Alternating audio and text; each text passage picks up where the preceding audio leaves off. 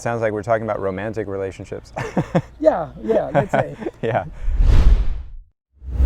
Relationships. Uh-huh. What is your take on relationships? Everyone wonders, what is this relationship? Sometimes it's so tempting and so something that we are so driven to, but then we suffer. We even if we are supposedly happy, then it's such a struggle sometimes. So my experience has been, especially coming into Krishna consciousness, that relationships were kind of on the back burner. The real purpose was the process and what I was doing, and focusing on that experience of becoming very good at doing a particular thing.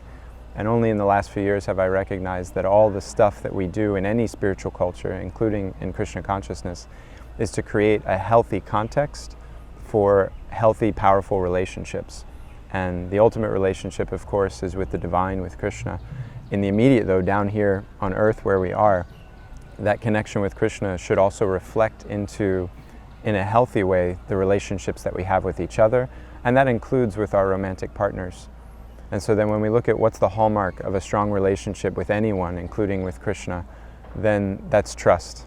We call it faith in spiritual culture, but sometimes that word's way up here in the clouds. And so to put it on the earth, I like to talk about trust. And in romantic relationships, especially in the modern context, trust is just kind of thrown out the window. The only trust that we have is that we aren't going to try to trust each other.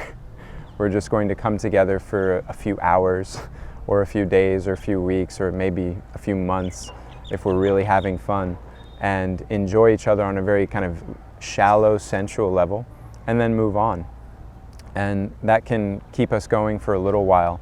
The soul, though, is yearning for something that's permanent. And the nature of the soul is that it's eternal.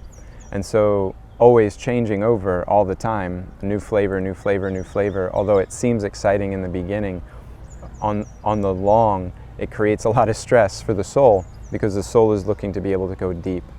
And so that's the opportunity of a real romantic relationship, especially hopefully one within marriage, is that you're stuck. You've got to go deep. You've got to figure out a reason to like this person aside from just the sensual stimulation.